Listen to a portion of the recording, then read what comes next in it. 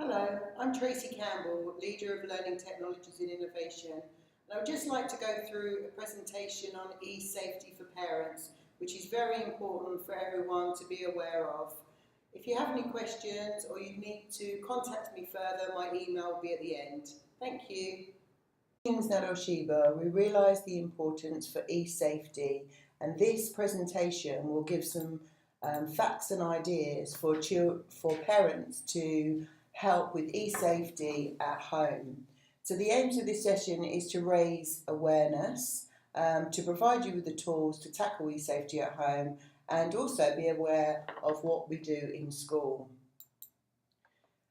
Children's first digital steps start at a very young age, and this graph gives you an overview from research that's been taken in the UK of how early children are exposed to a digital world. So with this in mind, we really need children to be aware of eSafety and how they can protect themselves online. The internet and web design and everything to do with the internet has many positives, that we know, and a lot of our teaching is through the internet now, and these particular apps are a great introduction to creativity and learning through the digital age. But with every positive, we need to think about what happens with children when they're online and how we can protect them.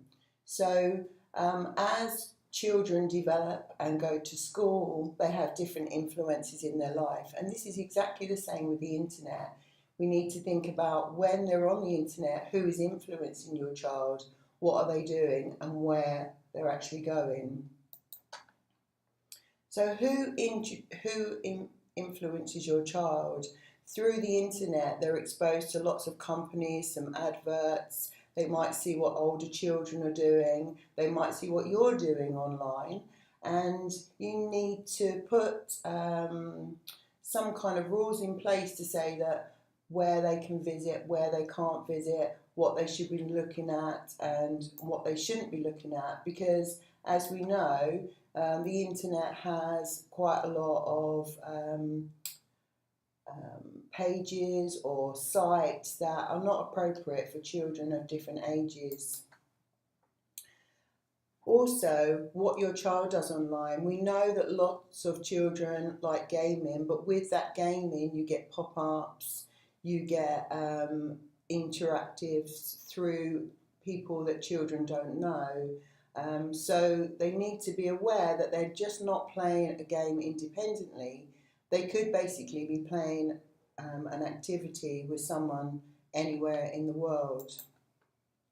And where does your child go online? You might set them up for a particular website, but there is quite a lot of pop-ups or links that could physically take them to other websites, and not all of this stuff is appropriate. And what do children do when they come across something that makes them feel uncomfortable? Online risks. So we know that the internet is fantastic, and 99% of the time children are really enjoying it and using it as a fantastic resource. But there are risks involved with the internet, and parents need to be aware of them. If we can look at these in the 3 C's, so the content that's there, the contact, and the conduct. So this is just giving you some ideas of situations that your child might get into and that you need to be aware of. So just like we're introducing children to a new activity, we need to think about what situations could occur with that child and how we can protect them. So where are they going and what are they seeing? Again, I've mentioned this to them, but there is an underlining contact, an underlining area within the internet that we need to be aware that there are people that are actively wanting to talk to children online, and you need to make sure that your child is aware that, if somebody talks to them that they don't know online, what do they do in that situation? Children do sometimes act differently online than they would in everyday life. They feel maybe a bit more confident with their online life. Things that they might not say in day-to-day situations, they do online, and they sometimes feel a bit more confident online. So should we be concerned about this?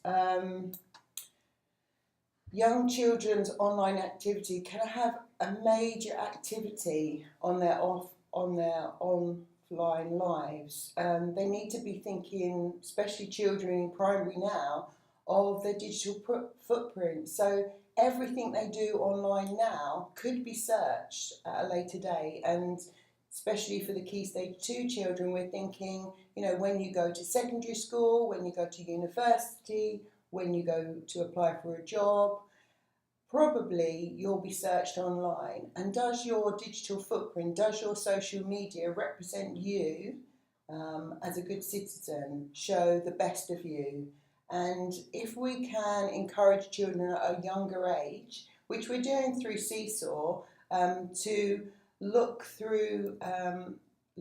via social media as a very positive thing, showing the best that they are doing, then children will have a CV of the social networking areas to actually promote them as a good citizen, as somebody that needs to go to the best college and have the best job. So I think children need to really be thinking about that, especially when they get into social media. So what tools and settings are available for you as a parent at home? So parent controls are available through your internet service provider. Etisalat and do have tools in place for you to restrict different areas that your children can access online. Please make sure that you also put PIN codes in TV services. Think about Xbox and PlayStations. Think about anything that's actually connected to the internet, and make sure these restrictions are on everything. There are software that you can buy which will give you extra parent controls, so that you could actually determine what time of day children can go online. So, if they're going to bed at 8 o'clock, the internet for their login will go off at 8 o'clock. We restrict our children in lots of different things we do. So we really need to also be thinking about, the internet as something that's not available 24/7 for children, because we want them to use it, but not use it all the time. Also, you can put safe mode on for Google and Bing, so when they're actually searching for things, they're only going to get child-friendly content. You can put restriction modes on YouTube that's, has a lot of unsuitable content. And as I said before, make sure you've got controls and restrictions on other consoles that are connected to Wi-Fi. The major thing that I believe is vital is to be part of your child's online life. Cyberbullying is now a part of children's online life, because they are maybe talking to people that they don't know, maybe talking to older people, and maybe having conversations that make them feel uncomfortable, or people saying unkind things to them. And children need to know how to protect themselves with this. Parent Protect website gives you information on how to protect your children from these situations, and gives you guidelines about mobile phones and other online devices that will give you the tools to help you with these situations if you're unsure. It's very important to, when children have their own mobile device, is to block certain content through them, or block maybe social media, so that children aren't having to be exposed to these areas. And also treat children's online activities as if they were real life. I often say you can't drive a car, you can't watch movies that are not for your age restriction. So, make sure that if a child comes home and they want to go onto a particular website, just Google it, just say Minecraft age restriction or any website, and it will come up and it will tell you the age appropriate for that website, which can be a guideline for you. Also, Internet Matters has a great deal of information to help you at home regarding internet safety. So what do we do at school to help children?